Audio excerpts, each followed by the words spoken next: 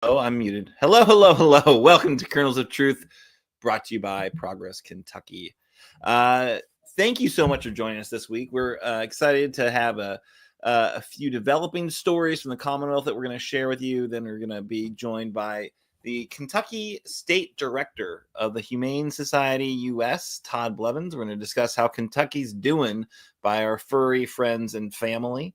Should be a fun show. Thanks so much for taking time out of your busy week to join us, whether it's live or listening later as a podcast. But before we get into the news, before we get to Todd, are you ready to help create a more compassionate Commonwealth? Folks, it is clear we're going to need long-term power building to create better policies and outcomes in Kentucky. We hope you'll support Progress Kentucky in our campaign to make that happen. If you appreciate, or just barely tolerate this show, I want to let you know our tech platform that we use to bring the show to you has increased its monthly fee by about $20. So we could really use a new monthly donor or two to help us cover that cost. Make a contribution right now via our secure online website, Act Blue, to help us turn Kentucky purple. $10, $20, $200, maybe. It all adds up. And unfortunately, none of it is tax deductible because we're a C4, not a C3. But yeah, go ahead and hit that up, why don't you? Now let's check in with our co-host. Let us know who you are, where you are, what are you protesting today? You there on the internet, we mean you too. Let's hear what you're protesting today. Feel free to put it in the chat while we're sharing ours. We can even put it on the screen if it's clever or, doesn't use any curse words. Mine says, I'm Aaron. I'm coming to you from Chilesburg, a deed-restricted community on the outskirts of Lexington. My sign says, really committing to that, elect a clown, expect a circus, saying, Trump? That's it. That's what it says. It's a lot of words. I think I can get it on there, though. Let's check in with our co-hosts. Chris Priest, are you there? I see you. I know you're there. I'm here in Berea, Kentucky. And my protest sign says, stop the zealots. And that mostly has to do with local Berea politics because we got some majority of MAGA nuts on ours that, keep trying to put in their religious agenda here in our wonderful little town. That's a bummer. So, yeah. What's the most recent thing? What are they doing, religious-wise in the city council in Berea? So we've got a nice community space opened up, and they had a drag show, and they just fell over themselves that there could be such perversion in this town, and so they put an ordinance that there can't be nudity or partial nudity, and also be alcohol sales on city property. So they're specifically targeting certain people that they don't like. Man, I tell you what, that really doesn't jibe with the Berea impression, right? You feel like, oh, it's a cute little college town, tolerant spot. Not so much. Not our current city council, but fortunately for us, 2 of those MAGA nuts will be out, and 2 reasonable people will be in. And we'll have a 4-4 split, and so we're going to really see what the mayor's got. The mayor's like, well, me? What? All right. Well, thanks so much for joining us this week, Chris. Always a pleasure to have you on the show. Kimberly Cecil Jones, are you there? Kimberly? I sure am, Aaron. And I just want to let you know, I heard that little jab that you did. Chris, I see you. Yes, I heard it. I heard it. Someone's a little sensitive about the lack of camera.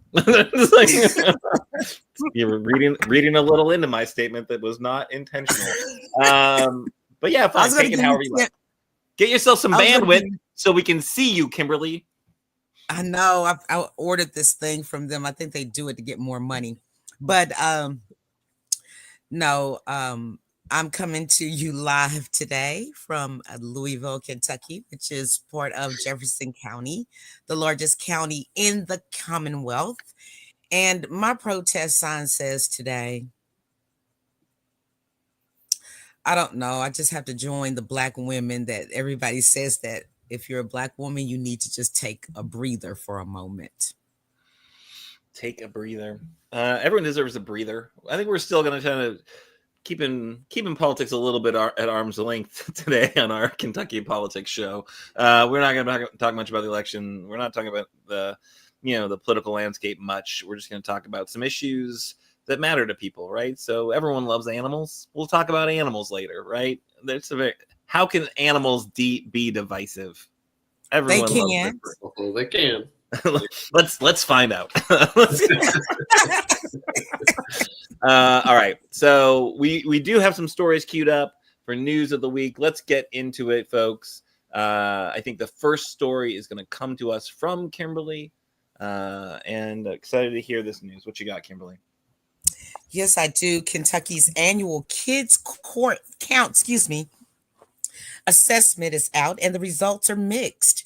The 2024 Kentucky Kids Count Data Book, released this week by Kentucky Youth Advocates, features the latest data on 16 measures of child well-being, showing whether outcomes for children across the Commonwealth have improved, worsened, or stayed the same.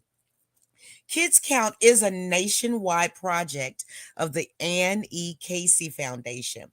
Overall, Kentucky's over 1 million children saw improvement in 11 of the 16 child well-being indicators. Yet, in several cases, the Commonwealth is still falling short and making this the best place in America to be young. Child well-being data highlights from the 2024 data book.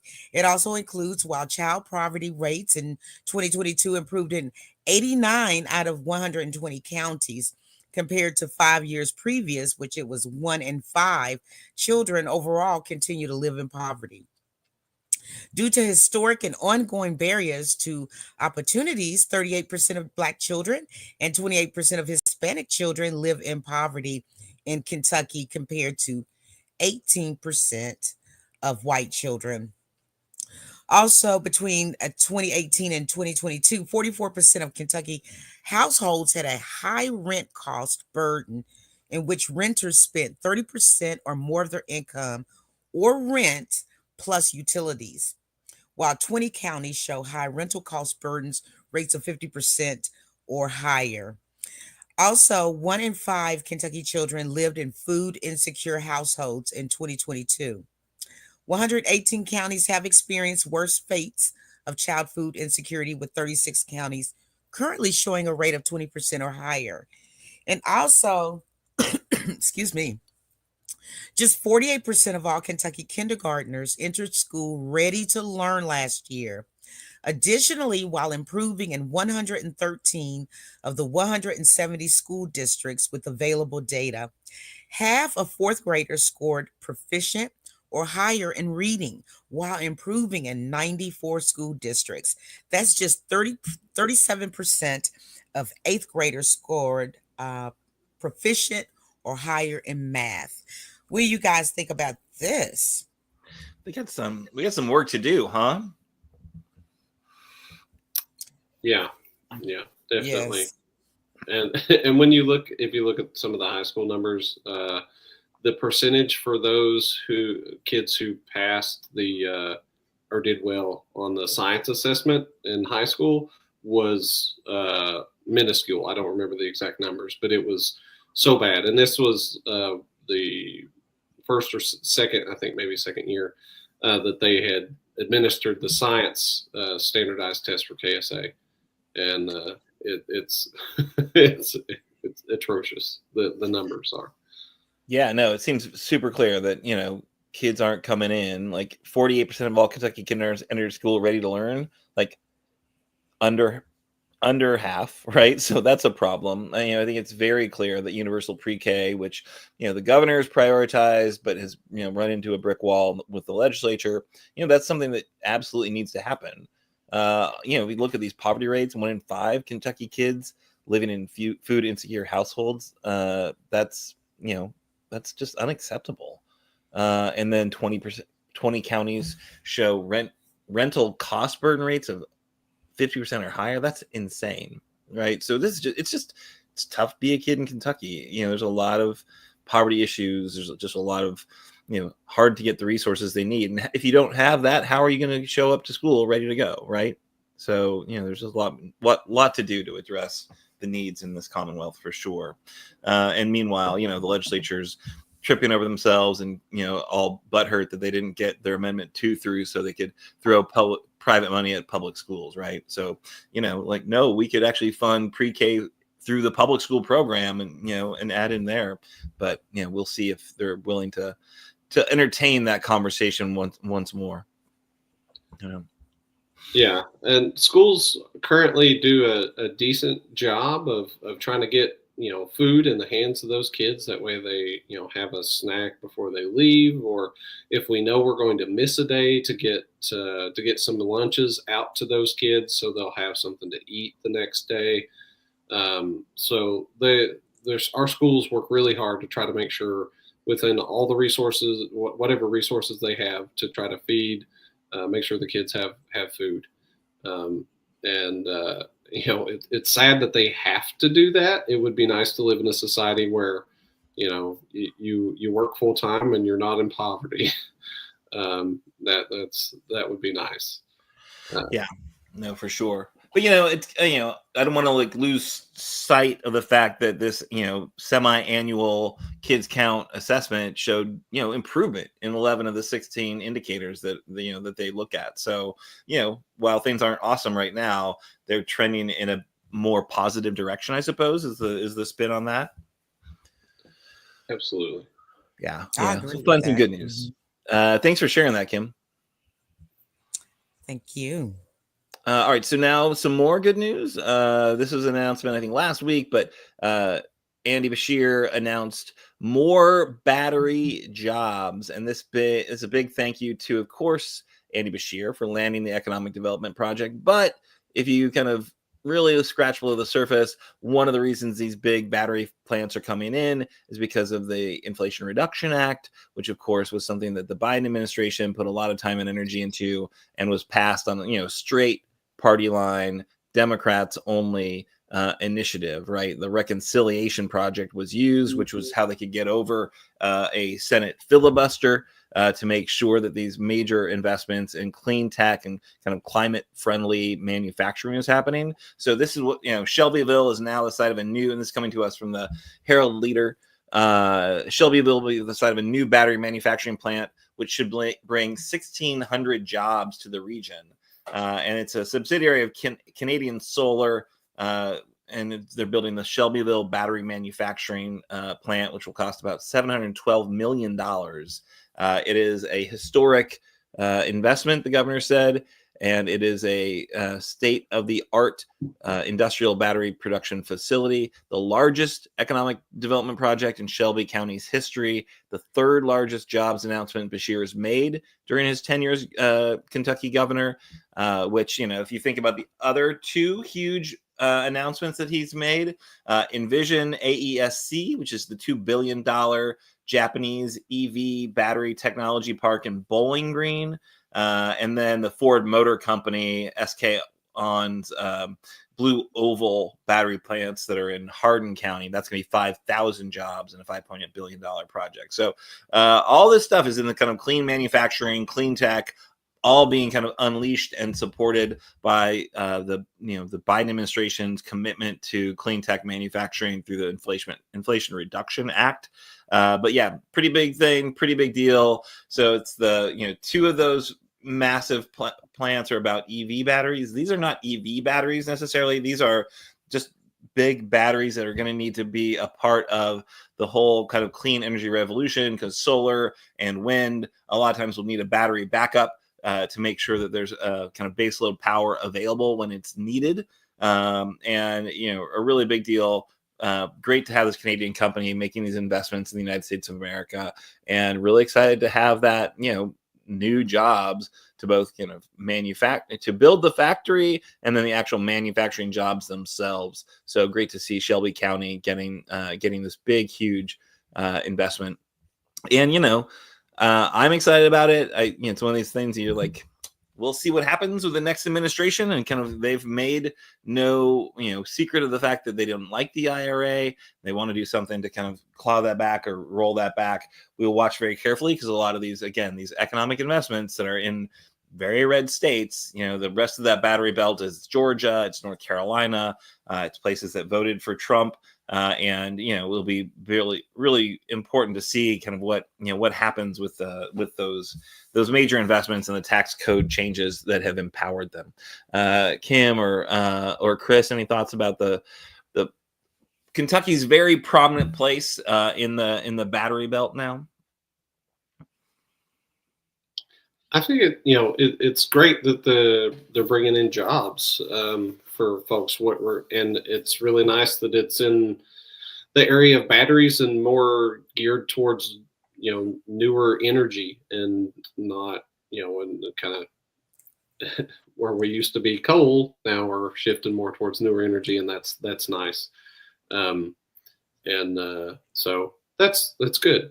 That's a good suit. And I think it's interesting that the three big things are one in Western Kentucky, one in central, Shelby's somewhat central Kentucky, and then one in Eastern Kentucky. Yeah, there's definitely spreading around. And I think what we'll see in those investments is they'll kind of spawn an ecosystem, right? It's very likely. And I think the Eastern, like Hopkinsville, I think there's a recycling facility there, but there will likely be other battery recycling facilities that come online as well, because it's a really important part of that ecosystem, and it's a really important part of that supply chain, especially, again, and I can't stress this enough, if we keep those IRA kind of tax levers in place, then, we'll continue to see those types of investments play out. Kimberly, any thoughts? Yes. So when the next regime comes in, what will it mean for these initiatives that were already in place? Yeah, it's going to be hard to say. And I think, like I was saying earlier, they've made no secret of the fact that they don't like the Inflation Reduction Act, right? Trump has said a lot of things about it. That said, I don't know that Representative Congressman Guthrie or, like even Comer, like these folks who have, Barr, like the folks who have these major investments in the EV manufacturing supply chain happening in their districts, I think you might, hear them say some things about, oh, well, let's take a scalpel to this, this Inflation Reduction Act, not a sledgehammer, right? The fact that you can tweak some of these tax code elements to kind of keep them in law, to keep that whole investment, supply chain investment rolling, but of course, who knows? Like if they cut all the supports for EVs except for the manufacturing, well then where's the market? They're still in kind of the early stages of adoption. While we're seeing growth in EVs, we're not seeing the kind of hockey stick growth that some folks had hoped for, right? We are seeing kind of political headwinds on EVs. They become part of the partisan culture wars, which sucks because they really are just an increase in technology. But so we'll see how it all plays out. It'll be I think important for local members of Congress to support local investments in their districts, whether it's the massive Toyota investment in Georgetown for their EV line, or whether it's these battery plants we just discussed. That's a whole lot of Republican congressmen that aren't necessarily going to be psyched to see the kind of the rug pulled out from underneath these major investments. Yeah, I kind of agree with you there. I think it'll go by the way of the ACA in Trump's first administration, where he tried to get rid of it, tried to think of a new plan, whatever, but it helped too many people and it was just too hard to get rid of. And so I think that'll probably be the case here too.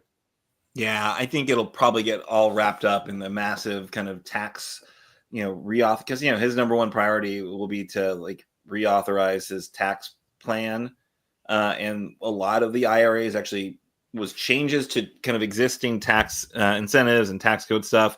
So it'll probably all get wrapped up in that, and it'll be a lot of behind the scenes, deal making to figure out like what gets tweaked how and what the final package looks like. And that again will be something that's done through a filibuster proof process, right, of reconciliation. But all right, I think we got one more story to get through before we get to our guest rather. So I know everyone wants to hear from Todd and the Humane Society of US, but this is another interesting story about explosive economic growth. Chris, what do you got? Exactly. So more about jobs and more good news going on. Now, this isn't thousands of jobs. This is like 50 jobs. But for the first time since 1986, we are bringing a TNT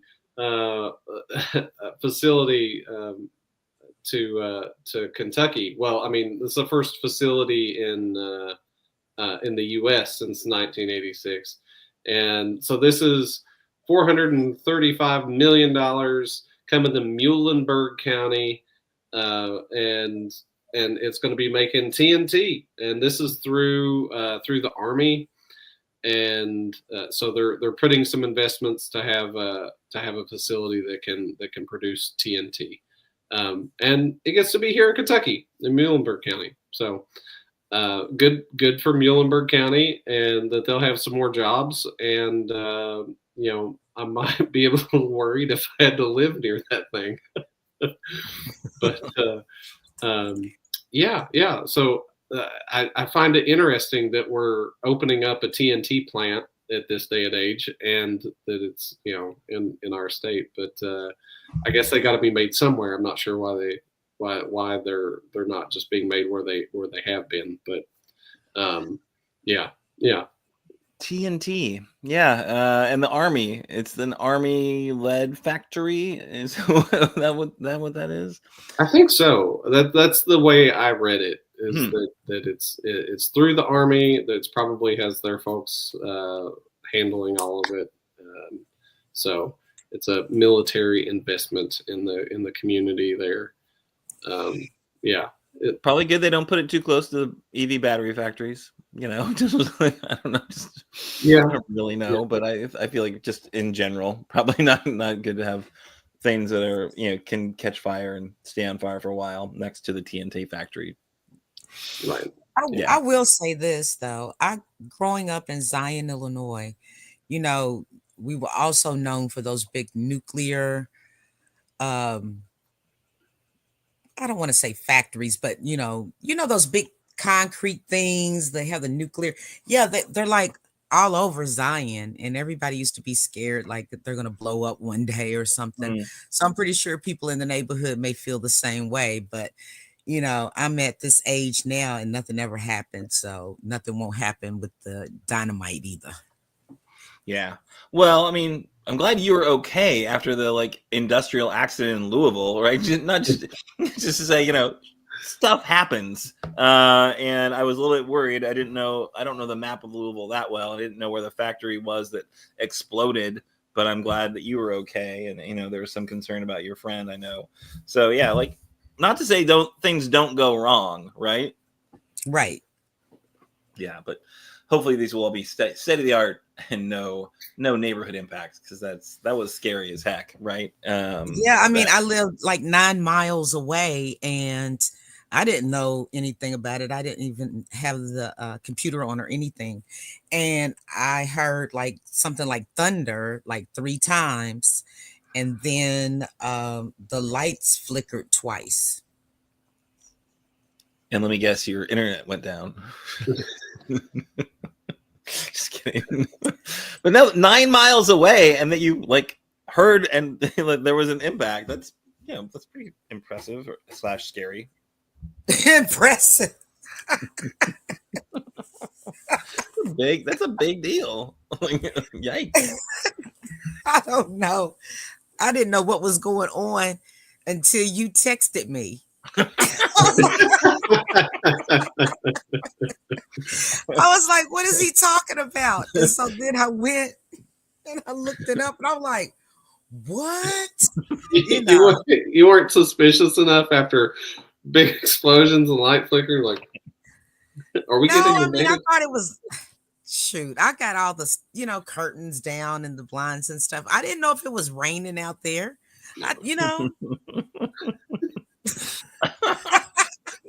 Kimberly marked herself safe from knowing what the heck was going on.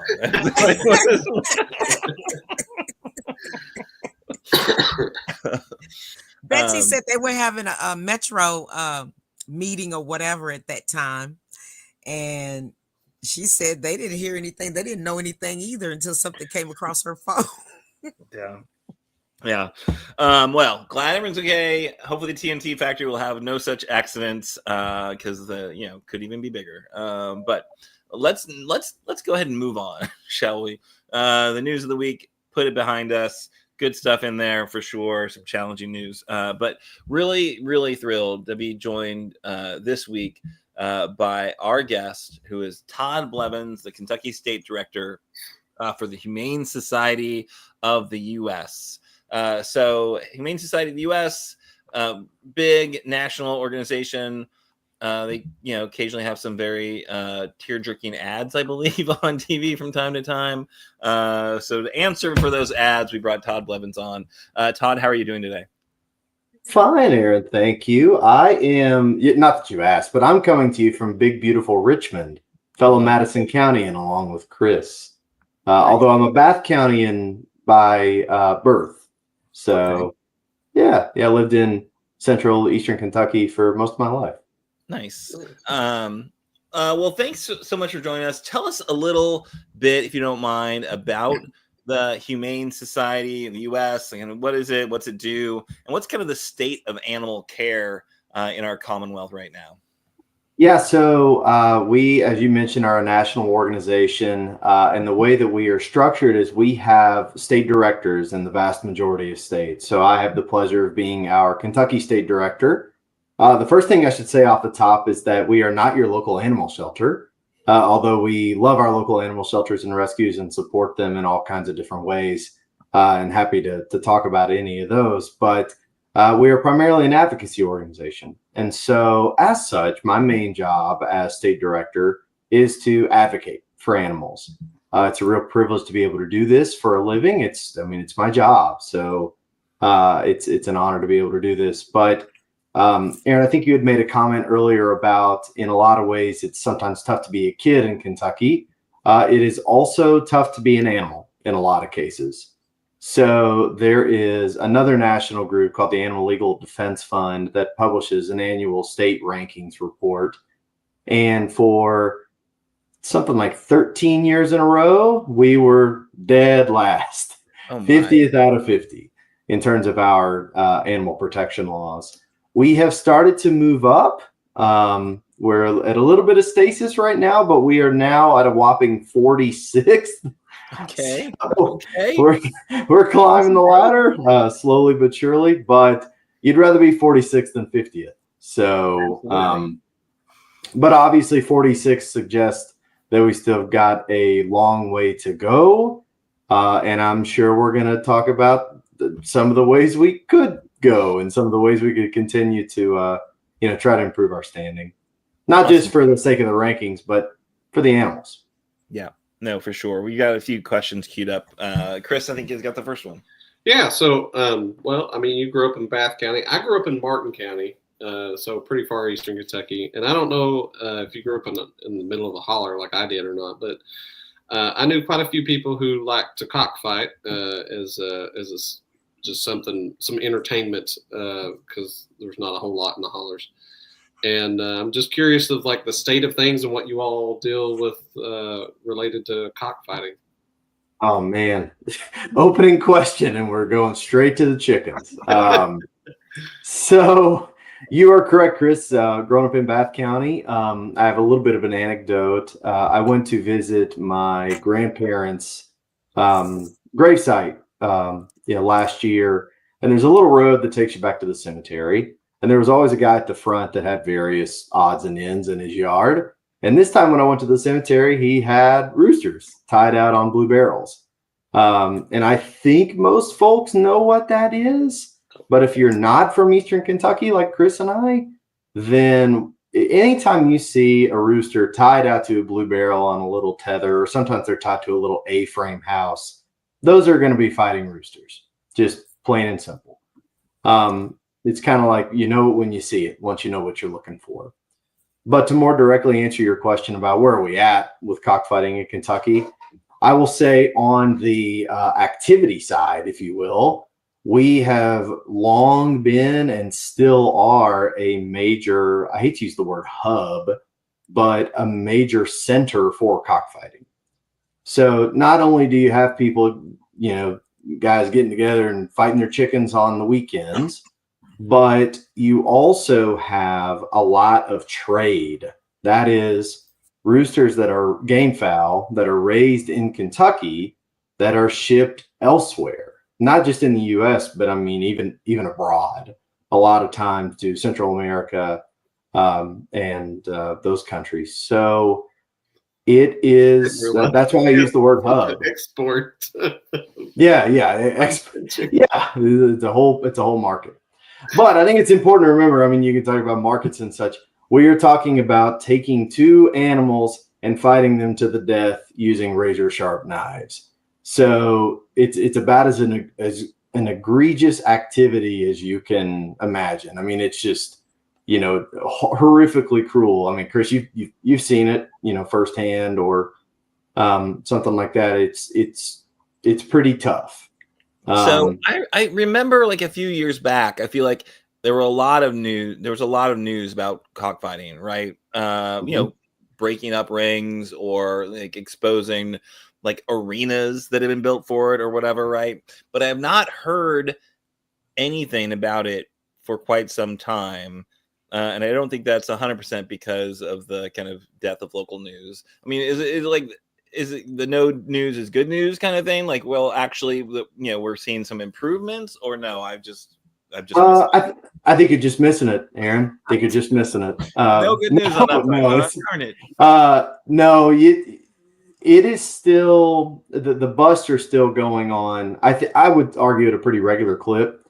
So there was a federal case in Whitesburg where several individuals were arrested in late 2022, and because the criminal justice system takes forever, the last of those individuals just got their sentence, or I think they pled just a couple months ago.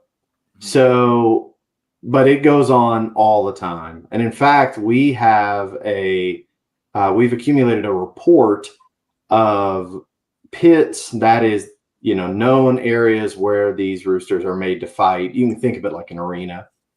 Pits, the game fowl farms where these roosters are raised, busts, things of that nature. And in that report, 90 of 120 counties in Kentucky had some sort of cockfighting activity. So it is truly still a statewide thing. But I want to go back to something I mentioned about the Whitesburg thing. I mentioned it's a federal case. And the reason that you don't see more state level action is because of the inadequacy of our laws. So in Kentucky, first of all, it's only a misdemeanor to fight roosters. Dogfighting, on the other hand, is felony. It's also a felony to own dogs for the purposes of dogfighting. There's nothing to be said about that for roosters. And so when you don't have adequate state laws, then state law enforcement and other officials are operating with one hand, really both hands, tied behind their back, and there's not much they can do about it when they see that rooster tied out to the blue barrel. So that's why you don't see even more busts than you do, is because there's just not the laws to prosecute it. Got it. Kimberly, do you have a question for Todd? Yes, Todd.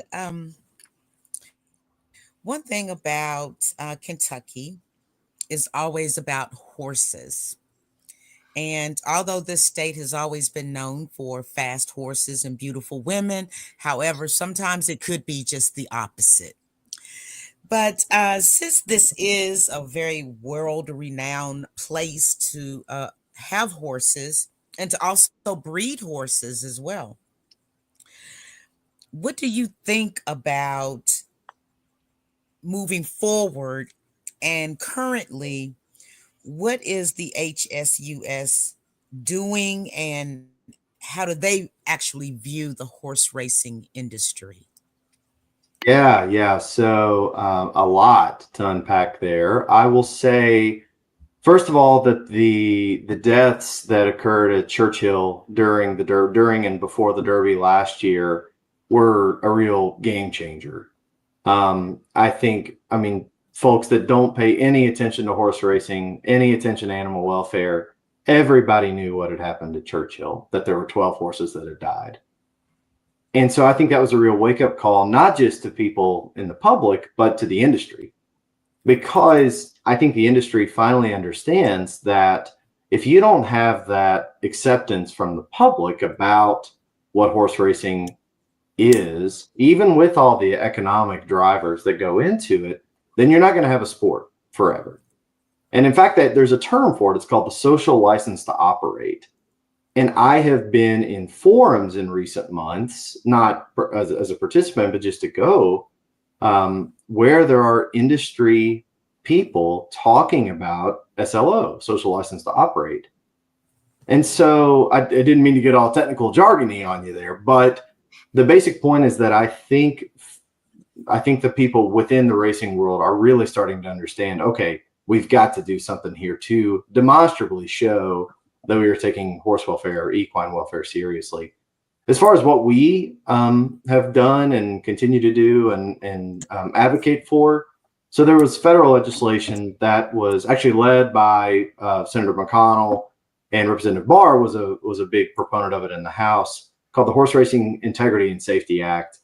And it provides national standards for doping. That is, I mean, doping just like in humans, and then racetrack safety. So making sure that there are uniform standards across racetracks across the country. Because I'll call it the olden days, you could go to a track in Texas and they may not have as rigorous of standards as a track in New York. And so what HSUS is what it's called. There's a federal entity called HSUS that's been charged with enforcing that. Their job is to make sure that there are these national uniform standards across the board, with the goal being, look, we cannot have horses dying, left and right, or really in any significant numbers in an ideal world. So I know that was really kind of in the weeds, but I hope that helped answer. Oh no, for sure. Thank you so much for that. Sure thing. And Aaron, I forgot to mention on the cockfighting, just to wrap that up, what we have been trying to do about it. I didn't really get to mention that directly. So we were very excited that this legislative session, 2024, for the first time, there was legislation introduced to match the cockfighting penalties with dogfighting penalties and make some other needed improvements for both kinds of animal fighting. I mean, I think for a lot of folks that ought to be a slam dunk. If you're fighting an animal, you're fighting an animal. It doesn't matter if it's a dog or a rooster.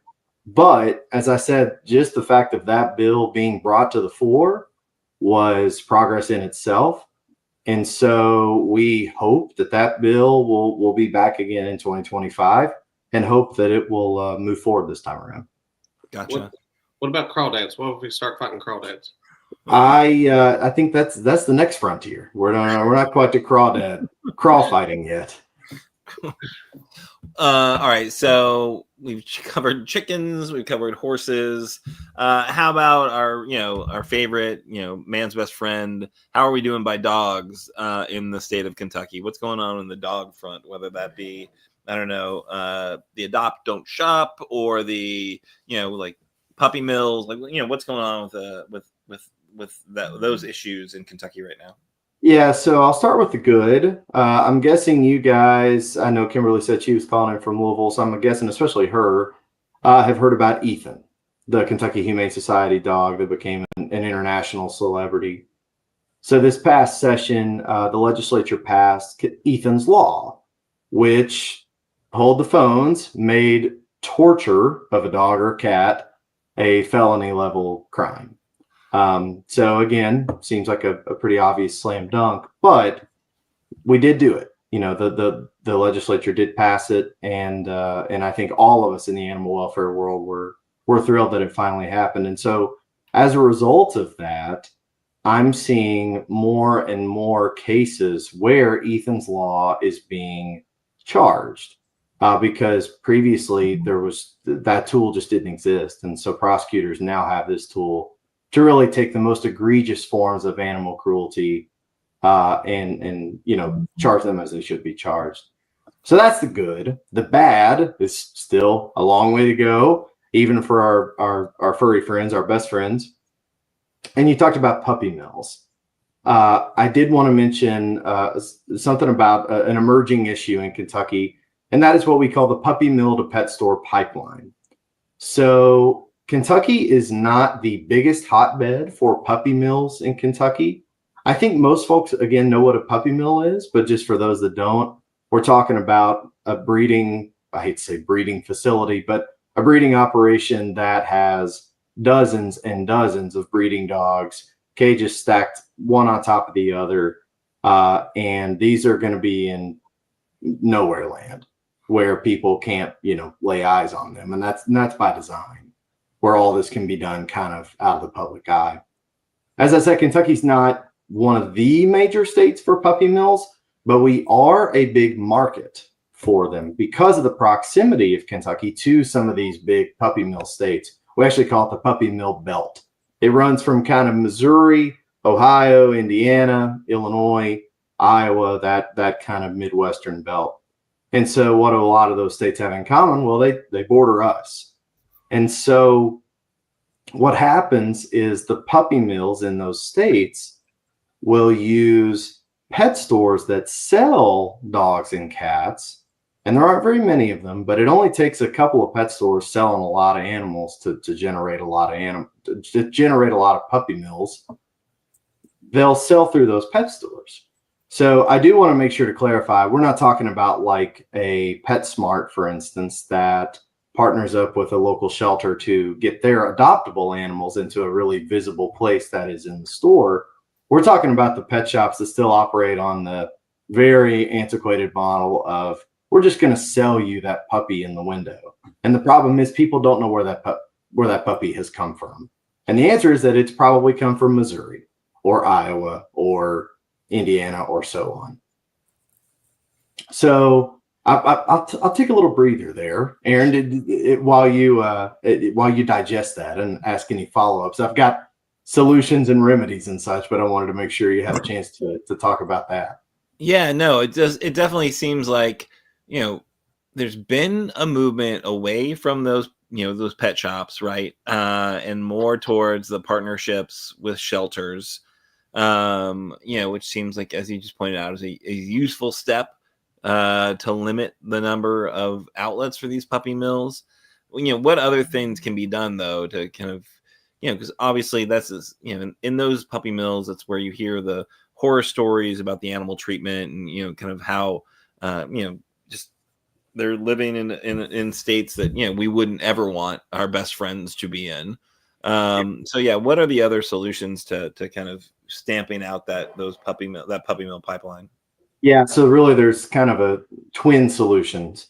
One is that you cut off the problem at the market, that is at the pet shop. And so what has happened is that now 5 localities in Kentucky, Lexington, Louisville, E-Town, Radcliffe, and Frankfort, have passed local ordinances that say if you operate a pet shop within city limits, you cannot sell dogs or cats. Again, the shop is still welcome to partner with whomever, a local shelter or rescue, to get their animals out and adopted, but they can't engage in this, selling model. So that's trying to take care of it at the market. And then you also take care of it closer to the source, that is where the animals are being kept.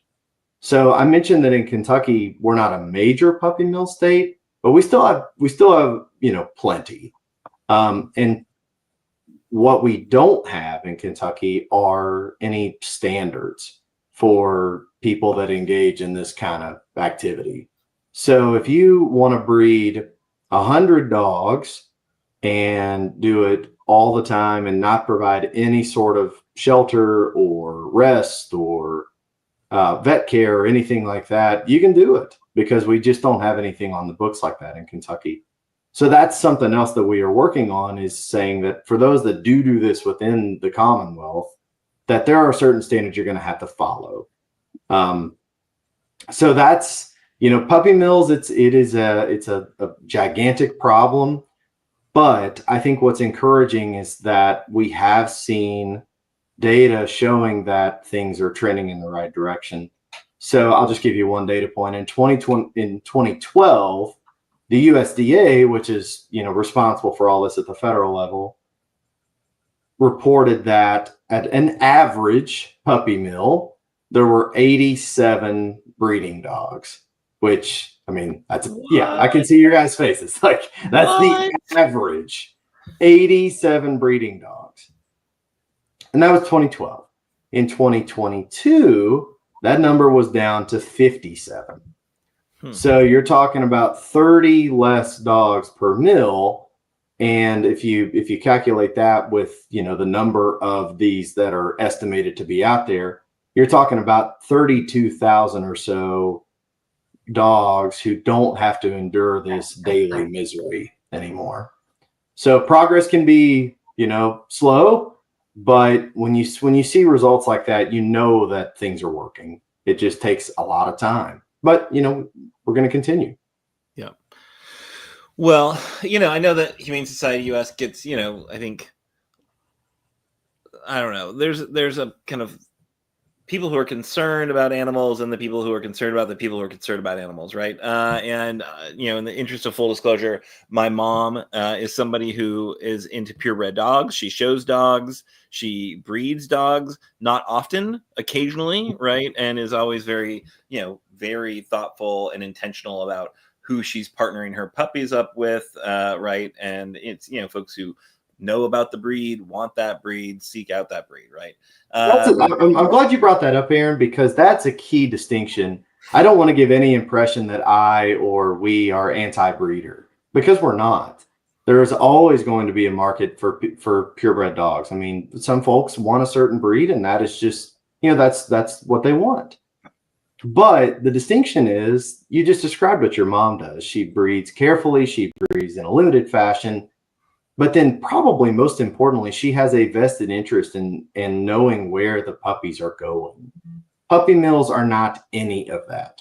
They are the opposite of that. I just talked about the average numbers being 87 and 57. And that's just breeding dogs. That's not to mention how often they are breeding them. So I just wanted to clarify that in case anybody was wondering. And I'm glad you did mention mom. Yeah, no. And she would, I think, fault me if I didn't ask you about that distinction for sure. But it does seem like, I don't know, people love their dogs, and it's really important that we, give them the best possible treatment. So, no standards in Kentucky. Are there potential bills? Are there sponsors you're talking to, or what can we do about improving things here? Yeah, so we did have legislation introduced this past session that would have established some breeder standards. I think another, and we're hopeful that bill will be back again in some fashion in 2025. I think another area that we have got a long ways to go, and we're hopeful that there will be some sort of legislation soon, is outdoor dogs that live outdoors predominantly. So again, if you keep your dog outside, the vast majority of the time or all the time, there's nothing on the books surrounding that dog's welfare. And so I think most folks, here in Kentucky and nationwide agree that if you are going to be doing that, and there are some folks that do that, then there are at least the sort of bare minimum standards that should be followed. For instance, we got cold months coming up.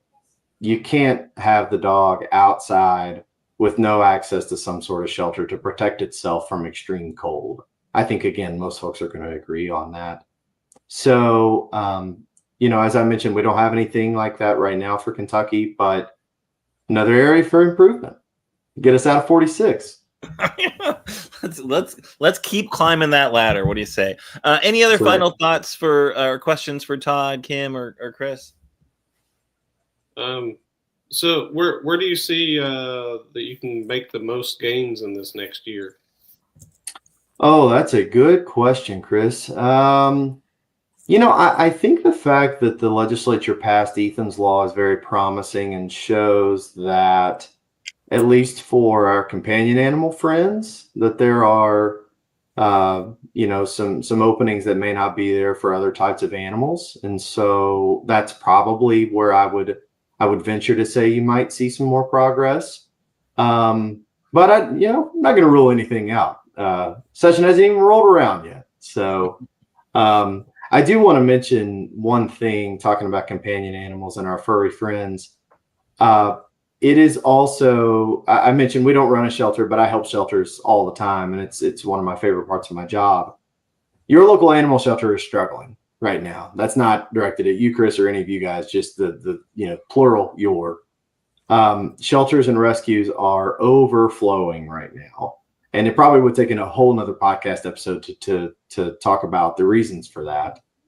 But if you are going to be, getting a pet, please, please, please, Aaron said this, I think, at the top, adopt, don't shop. Please visit your local animal shelter. Please, visit a local rescue.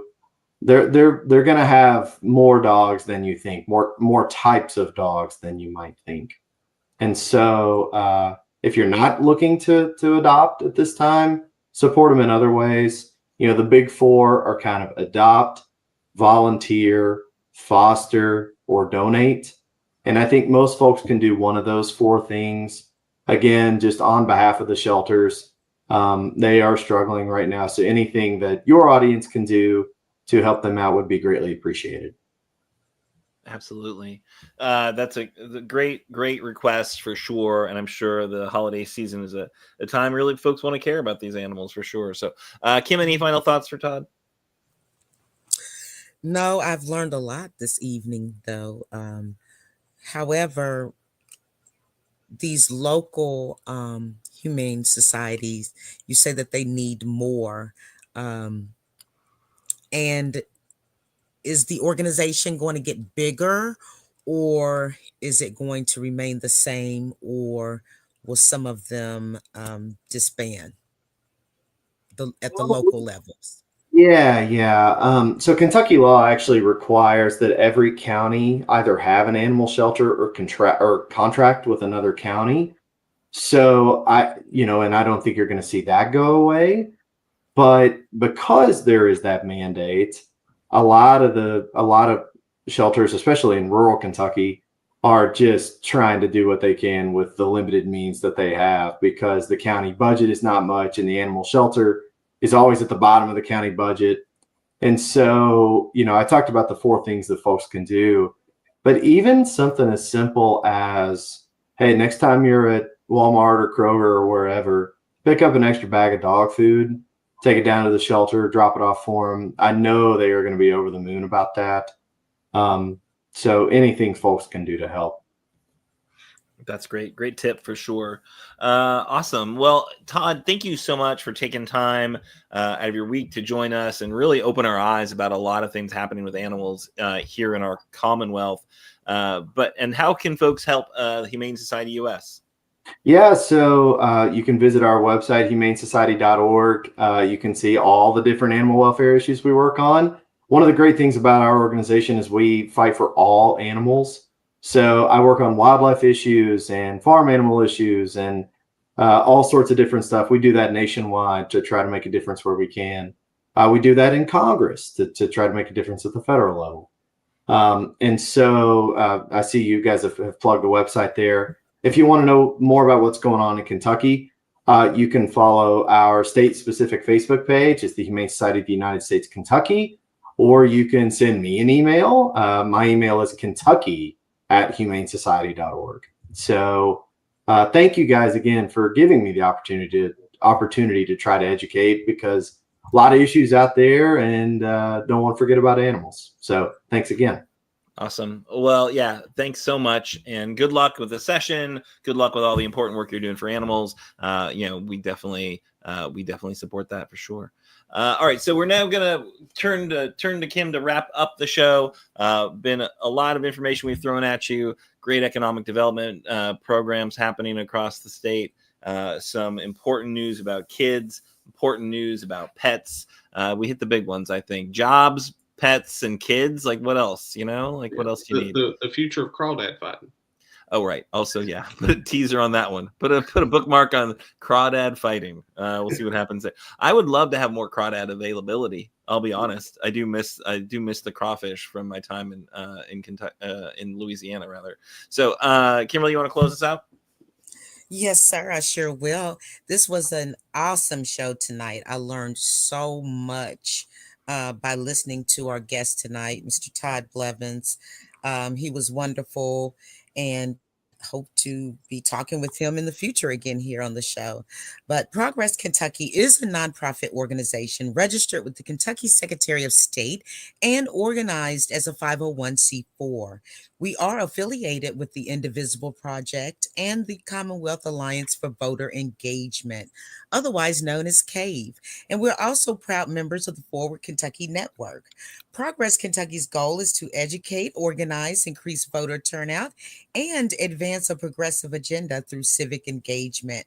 Production of this episode 187 was produced by our very own Parker Williams. You go, Parker. You do such a wonderful job. Nate Orshan wrote and performs our theme song.